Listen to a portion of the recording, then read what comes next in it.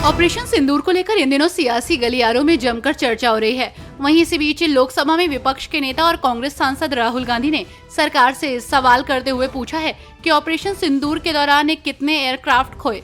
उन्होंने विदेश मंत्री के बयान के आधार पर सरकार को घेरा और पूछा कि हमले से पहले सरकार ने पाकिस्तान को क्यों सूचना दी, इसके कारण हमें कितने लड़ाकू जहाज का नुकसान हुआ। दिल्ली में आप के 13 निगम पार्षदों के इस्तीफे पर दिल्ली कांग्रेस अध्यक्ष देवेंद्र यादव ने प्रतिक्रिया दी है। उन्होंने कहा कि सत्ता का केंद्रीकरण, एकाधिकार की प्रवृत्ति और दल के भीतर पनपती तानाशाही, ये सब उस दीमक की तरह है जो भीतर ही भीतर पूरे आप को खोखला कर रहा है। दिल्ली कांग्रेस के अध्यक्ष देवेंद्र यादव ने ये भी कहा, दिल्ली में 13 निगम पार्षदों का सामूहिक इस्तीफा आपकी समाप्ति का पहला संकेत है। ये केवल आरंभ है, आप जल्द समाप्त होने वाली है। हिमाचल प्रदेश कांग्रेस कमेटी के अध्यक्ष की नियुक्ति और कार्यकारिणी का गठन फिर टल गया।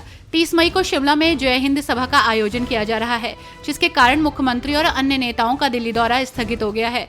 अजय माकन और रजनी पाटिल कार्यक्रम में भाग लेने के लिए शिमला आएंगे।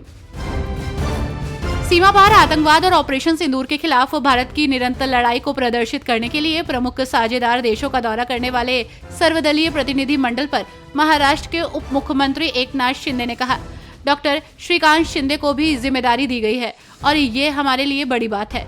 सभी सांसद जाएंगे और आतंकवाद के खिलाफ भारत के रुख को स्पष्ट करेंगे और पहलगाम आतंकी हमले के पीछे पाकिस्तान नामक आतंकी संगठन का पर्दाफाश करेंगे।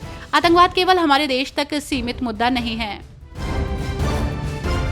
सीमा पार आतंकवाद और ऑपरेशन सिंदूर के खिलाफ भारत की निरंतर लड़ाई को प्रदर्शित करने के लिए प्रमुख साझेदार देशों का दौरा करने वाले प्रतिनिधि मंडल के सदस्य के रूप में नामित किए जाने पर भाजपा सांसद रविशंकर प्रसाद ने कहा, ये भारत सरकार और विशेष रूप से प्रधानमंत्री की एक महान दूरदर्शिता है कि उन्होंने सभी राजनीतिक दलों के सांसदों पर भरोसा किया और वे जाकर दुनिया को शांति और आतंकवाद के खिलाफ सख्त कार्रवाई के लिए भारत की रणनीति से अवगत कराएंगे। आतंकवाद एक वैश्विक अभिशाप है। जम्मू कश्मीर में तिरंगा यात्रा पर एक शतवाड़ से भारतीय जनता पार्टी की विधायक शगुन परिहार ने आतंकवाद की किसी भी हरकत का मुंह तोड़ जवाब देने के लिए भारत सरकार की तारीफ की और कहा कि ऑपरेशन सिंदूर के जरिए पाकिस्तान को मुंह तोड़ जवाब देकर ये साबित कर दिया है। उन्होंने कहा कि आज की तिरंगा यात्रा इस बात का संकेत है कि भारत आतंकवाद के खिलाफ लड़ाई में एकजुट है और हमारी सरकार किसी भी हरकत का मुंह तोड़ जवाब देने में सक्षम है। ऑपरेशन सिंदूर के जरिए हमने पाकिस्तान को मुंह तोड़ जवाब दिया है। बिहार विधानसभा चुनाव को लेकर तैयारियां जोरों पर है। नेताओं के दल बदलने का सिलसिला जारी है। तो वहीं इसी बीच प्रसिद्ध लोक गायिका स्वाति मिश्रा के पिता राजेश मिश्रा अपने समर्थकों के साथ बीजेपी में शामिल हो गए। इसके अलावा आरजेडी के पूर्व प्रदेश महासचिव हरिवंश पासवान और पूर्व राजद प्रत्याशी विनोद यादव भी अपने सैकड़ों समर्थकों के साथ बीजेपी में शामिल हुए। बीजेपी अध्यक्ष डॉक्टर दिलीप जायसवाल ने सभी को सदस्यता दिलाई।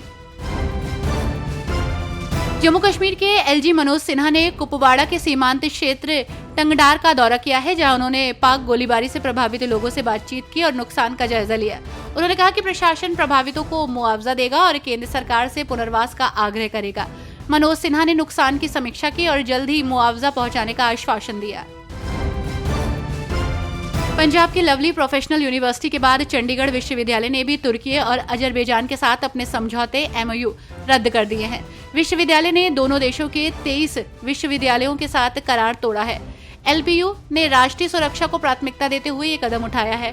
चंडीगढ़ विश्वविद्यालय ने हाल ही में भू राजनीतिक घटनाओं को देखते हुए ये फैसला लिया है।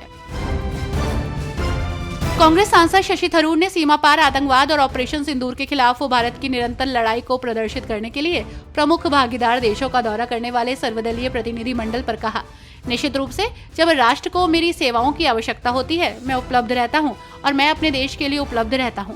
मेरे विचार से इसका पार्टी राजनीति से कोई लेना देना नहीं है। ये सब इस बात से संबंधित है कि हमारे देश ने हाल के दिनों में क्या क्या झेला और हमें एकजुट मोर्चा पेश करने की आवश्यकता है।